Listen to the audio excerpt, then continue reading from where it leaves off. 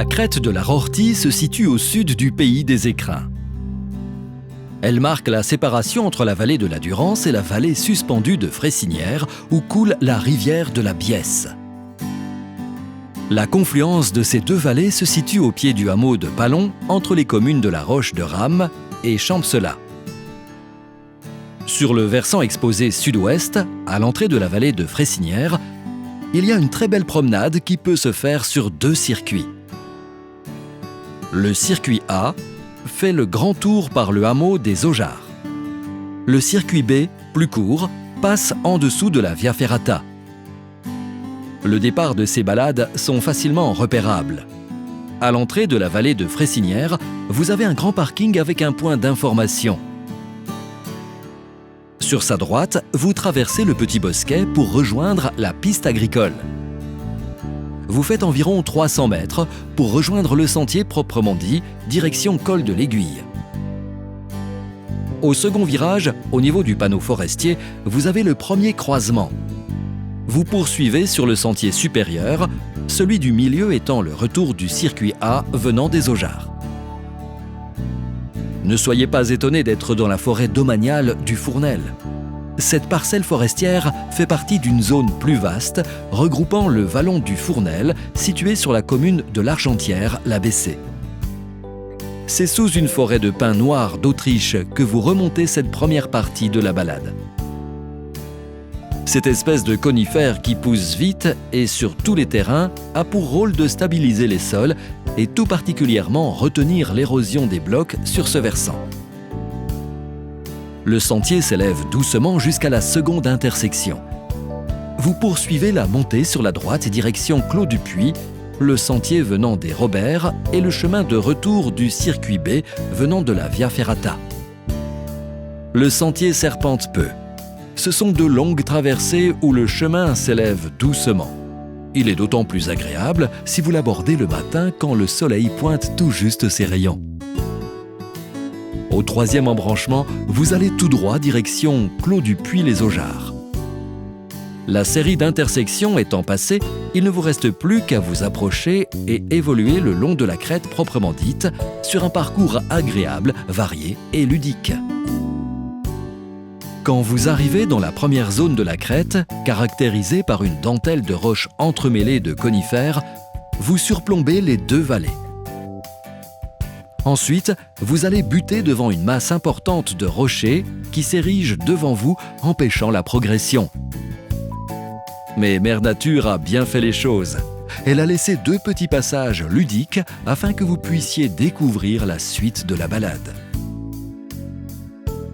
Les deux circuits présentés dans ce topo-guide ont la particularité d'offrir une diversité de reliefs pour que chacun puisse vivre des sensations en accord avec sa manière d'aborder la montagne.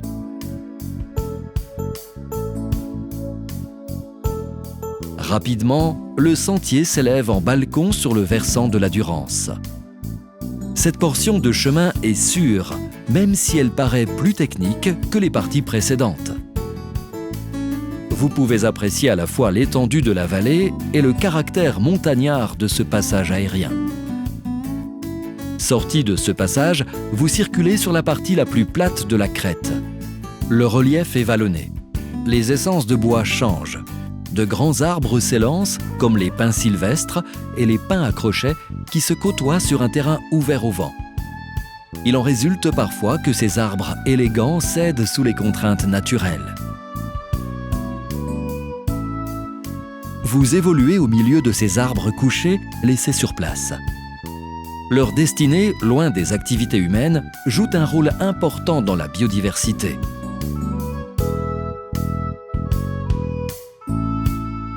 À l'embranchement du Clos du Puy, vous poursuivez tout droit sur le circuit A.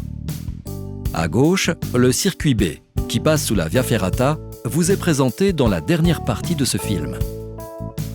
Pour l'instant, vous restez sur la grande boucle qui mène, après quelques virages, au belvédère de la crête de la Rortie. Avant d'amorcer la descente, vous quittez le sentier principal sur quelques mètres, à gauche, pour vous avancer sur le belvédère de la crête de la Rortie, face au massif composé de la tête du Golan, de l'Aiguillasse et du Gourenc.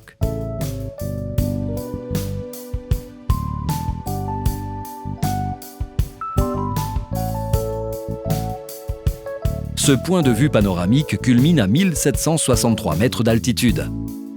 C'est un bon observatoire sur les cimes alentours. Vous avez une vue dégagée sur la Durance et le Guillestroy. Et bien sûr, vous profitez de cet endroit pour apprécier toute la crête de la Rortie que vous avez parcourue.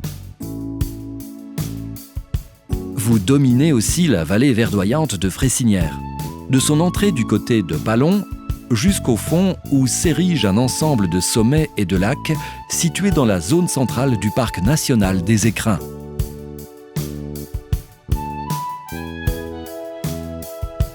La descente se fait par la partie la plus vaste du Clos du Puy. Les mélèzes d'Europe complètent les essences de bois évoquées auparavant. Vous rejoignez le hameau des Aujards en descendant un chemin d'environ 2 km sur le versant sud.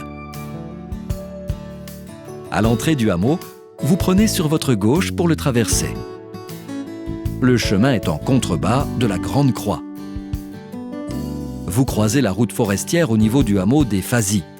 Vous l'empruntez sur 150 mètres avant de reprendre le sentier sur la gauche jusqu'au hameau des Robert. Le chemin croise à 2 reprises la route forestière. Pensez à faire un détour au hameau des Robert. Vous apprécierez son architecture et pourrez vous y ressourcer. Ensuite, il y a 800 mètres de route goudronnée à faire pour rejoindre le sentier de retour. Le chemin descend régulièrement. Vous laissez les quelques sentiers divergents pour garder en point de mire le bout de la plaine. Les quelques centaines de mètres restants se font à flanc du versant sud-ouest, appelé Coste du Plan, et ceci jusqu'au parking. Revenons au croisement du Clos du Puy pour découvrir le second itinéraire, le circuit B, qui passe sous la Via Ferrata. Vous descendez la première partie dans la forêt pour entrer rapidement dans un autre univers composé de falaises calcaires, où le sentier se faufile avec malice dans une succession de passages naturels. Sa descente est plus aérienne. Si vous êtes sujet au vertige, ce n'est pas un itinéraire recommandé, même si le sentier est large, aménagé et très agréable. Vous évoluez sous la Via Ferrata de Fresinière. Cet itinéraire aménagé dans la paroi est la version moderne des premières installations apparues dans le massif des Dolomites vers 1914. Les militaires italiens avaient en effet équipé d'immenses parois de câbles et d'échelles pour faciliter le déplacement de leurs troupes alpines ainsi que du matériel.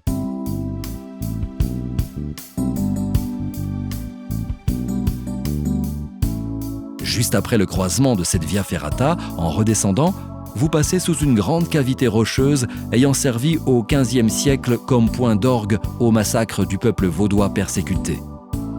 Ces fidèles à la doctrine de Pierre Valdo furent emmenés et enfumés dans des grottes comme celle-ci où ils essayèrent d'échapper aux poursuites. Le sentier descend jusqu'à un nouvel embranchement. Vous prenez à gauche, direction Coste du Plan. De ce carrefour, vous faites une centaine de mètres. Vous maintenez la courbe de niveau en restant sur la gauche et passez devant le cimetière des Vaudois. Si aujourd'hui il n'y a plus de sépulture à cet endroit, il reste néanmoins un lieu de mémoire. D'ici, il ne vous reste plus qu'à suivre le seul sentier dans cette partie de la forêt pour rejoindre le point de départ. Les promenades de la crête de la Rortie sont variées, à la fois forestières et minérales, ludiques et parfois aériennes. Une chose est certaine, ce site de découverte est une autre facette du territoire du pays des Écrins.